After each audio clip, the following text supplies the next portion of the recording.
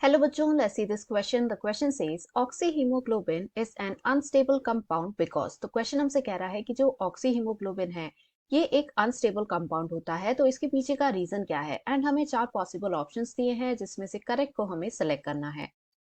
तो क्वेश्चन के लिए जो हमारा की कॉन्सेप्ट रहेगा, it is going to be oxyhaemoglobin.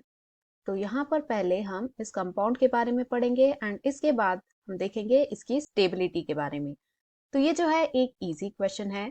So oxyhaemoglobin ये फॉर्म होता है इन द लंग्स, जहां पर कि जो ऑक्सीजन है ये कंबाइन करता है with the haemoglobin to form oxyhaemoglobin. तो ये जो है एक रिवर्सिबल रिएक्शन है, यानी ये एसोसिएट भी होते हैं एंड डिसोशिएट भी हो सकते हैं डिपेंडिंग ऑन द कंडीशंस।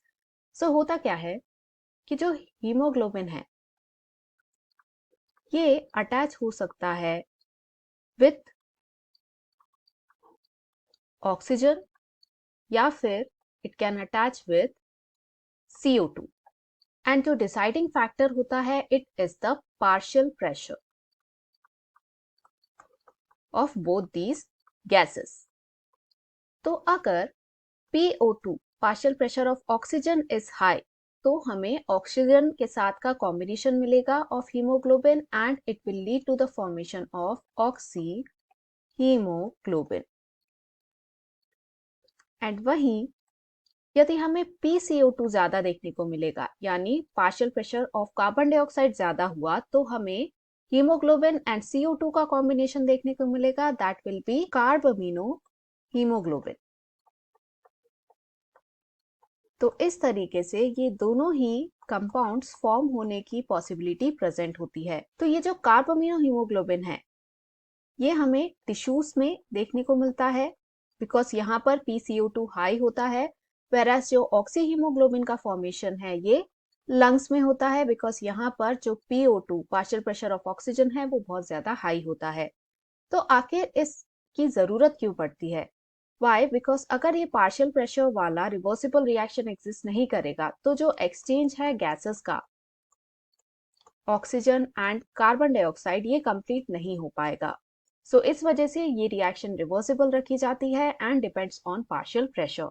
तो अब क्वेश्चन को यदि हमें आंसर करना है कि आखिर ऑक्सीहीमोग्लोबिन अनस्टेबल क्यों है, फर्स्ट कह रहा है oxygen and haemoglobin reaction depends upon partial pressure. तो ये बिल्कुल करेक्ट है जैसा हमने यहाँ पर डिस्कस किया हुआ है।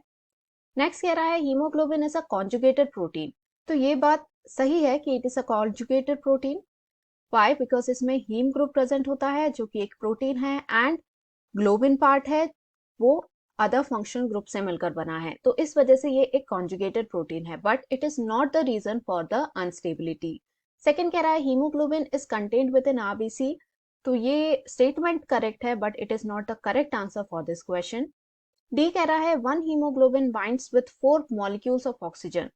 तो ये पॉइंट भी सही है बिकॉज जो हीमोग्लोबिन है इसमें एफिनिटी होती है for 4 oxygen molecules to attach at the same time, but इसकी वजह से ये अनस्टेबल नहीं होता, तो इट इज इनकरेक्ट रीजन। तो इन सब को देखकर हम कह सकते हैं क्वेश्चन का जो फाइनल आंसर है it will be option A, that is oxygen and haemoglobin reaction depends upon partial pressure.